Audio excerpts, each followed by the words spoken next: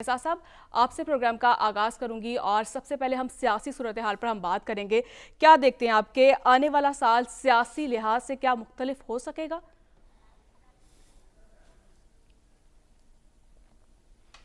دیکھیے، میں باقیوں کو تو نہیں جانتا، لیکن میرے خیال میں 2024 کا جو سال ہے یہ انشاءاللہ تعالی پاکستان کی تاریخ کے اندر، پاکستان کی سیاسی تاریخ میں، پاکستان کی آئینی تاریخ میں، پاکستان کی جمہوری تاریخ میں ہمیشہ ایک ایسے سال کی طرح یاد رکھا جائے گا جہاں پہ ہمارے ملک نے کچھ بڑی بنیادی چیزوں کے اندر اپنا فیصلہ کر لیا سیاست کے اندر، اور یہاں سے آنورڈز ہم انشاءاللہ ایک ایسے ڈگر پہ مجھے امید ہے چلیں گے جو کہ 2030 میں، 35 میں، 40 میں آنورڈز پاکستان کو کسی ترقی کی راہ پہ گامزن کرے گا. لیکن اس سب سے پہلے میرے خیال میں 2024 میں بڑا کانسیکوینشل سال اس وجہ سے ہوگا جہاں پہ ایک طرف ریاست S I F C, green Pakistan initiative اور اس طرح کے انیشیٹوز کے ساتھ اکنامک کنڈیشن کو تو بہتر کر رہی ہوگی، لیکن سیاسی طور پہ جو ہمارا آئین کا پاور سٹرکچر ہے، جس کے اندر پارلیمان کا کچھ رول ہے، جس کے اندر عدالت کا کچھ رول ہے، جس کے اندر الیکشن کمیشن جیسے اداروں کا کچھ رول ہے، جس کے اندر ایگزیکٹو مشینری بیوروکریسی کا کچھ رول ہے، جس کے اندر سے یہ بابو سکندر سلطان راجہ صاحب جیسے ہمارے ملک کے اندر موجود ہیں.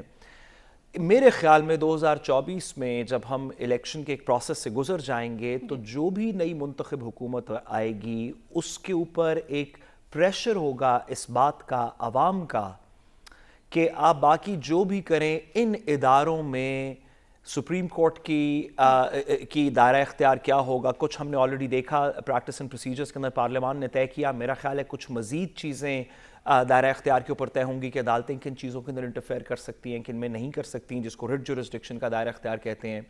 جوڈیشل اپوائنٹمنٹ پروسیس کے اوپر کچھ بات ہوگی. ہمارے پارلیمنٹیرینز کا 62 63 کا کرائیٹیریا کس طرح کا ہے، کیا یہ درست ہے، کیا یہ نہیں، اس کے اوپر کچھ بات ہوگی. ہماری ایڈمنسٹریٹو مشینری کے اندر کلاگز کہاں پہ ہیں، کیا بیوروکریسی کا وہ سٹرکچر جو 1973 کے سول سرونٹس ایکٹ کے نیچے چل رہا ہے کیا وہ درست ہے، کیا یہ رولز آف بزنس چیزوں کو آگے لے کے چلتے ہیں، یا ان رولز آف بزنس اور بیوروکریسی کے پروسیجرز کی وجہ سے انویسٹمنٹس اور سروس ڈیلیوری پاکستان میں نہیں ہو رہی. یہ وہ بنیادی چیزیں ہیں جن کا آلریڈی اگر آپ دیکھیں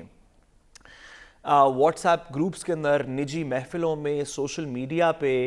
اگر فارمل کہیں جگہ پہ نہیں بھی، مطلب کسی پارلیمان میں نہیں، کسی کیبنٹ کے ایجنڈا میں نہیں بھی ہو، تو سوسائٹی کے اندر ان چیزوں پہ بنیادی طور پہ کچھ باتیں ہونی شروع ہو گئی ہیں. یعنی کہ کچھ لوگوں کا کہنا ہے کہ لیٹس سے کہ عدالت کا اختیار بالکل درست ہے، کچھ کا خیال ہے کہ اس کو امینڈ کرنا چاہیے، کچھ کا خیال ہے کہ جوڈیشل اپوائنٹمنٹ پروسیس ٹھیک ہے، کچھ کا خیال ہے اس کو امینڈ کرنا چاہیے. تقریباً تمام پاکستان کا خیال ہے کہ الیکشن کمیشن سے اچھا تو ادارہ کوئی نہیں، اور میرا خیال ہے ان تمام لوگوں کا خیال ہوگا کہ سکندر سلطان راجہ نے اس کے اوپر کچھ کلک ملی. تو ان بنیادی چیزوں کا جو ہمارے انسٹیٹیوشنل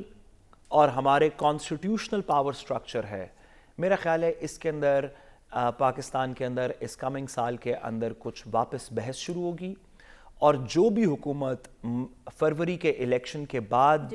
بنائی جائے گی اس کے سامنے جہاں پہ دو تین بڑے بنیادی اکنامک مسئلے ہوں گے. یہ ہو گئی سسٹم کی بات. اب سیاسی جماعتوں کا کیا مستقبل دیکھ رہے ہیں آپ 2024 میں؟ دیکھیے، سیریس بات جتنی کر سکتے تھے اور جتنی عدیل وڑائچ صاحب کی موجودگی میں کرنے کی گنجائش ہے اتنی میں نے کر دی. اب آپ کے سوال کی طرف میں آؤں تو میں بتانا چاہتا ہوں کہ باقی تمام حب الوطن پاکستانیوں کے ساتھ مل کے اپنے دوست عدیل کی رہنمائی میں میرا خیال ہے کہ ہم سب کے دل جیسے نواز شریف صاحب کے ساتھ اس وقت دھڑک رہے ہیں، 2024 میں اس میں مزید شدت آئے گی. آپ دیکھیں گے کہ جو چند چیدہ لوگ ادھر ادھر نواز شریف صاحب کے ساتھ نہیں ہیں، گمراہ سے لوگ، یا ان کا اگر زبان قلم نہیں کر دی گئی تو انشاءاللہ وہ بھی راہ راست پہ آ جائیں گے. اور 2024 کے اندر تو صحت کارڈ ملے نہ ملے، ہیلتھ انشورنس ہو نہ ہو، برین ڈرین جتنا بھی ہو رہا ہو، یہ ساری باتیں ایک طرف، لیکن نواز شریف صاحب کی مقبولیت مجھے یقین ہے کہ اگر 100% سے تھوڑی کم ہے تو 2024 کے اینڈ میں ہم کہہ رہے ہوں گے کہ اب پاکستان میں لوگ کم اور نواز شریف صاحب کے ووٹ زیادہ ہیں. ٹھیک ہے، تو عمران خان صاحب کا کیا مستقبل دیکھ رہے ہیں آپ آئندہ الیکشن میں؟ کن کی بات کی؟ مجھے کوئی سمجھ نہیں آئی. کوئی سیاسی لیڈر کی اگر آپ نے بات کی تو میرا نہیں خیال کہ کوئی مستقبل ہوگا، لیکن آپ نے نام لیا، مجھے کوئی پہچان نہیں ہوئی اس بات کی. جی ٹھیک ہے.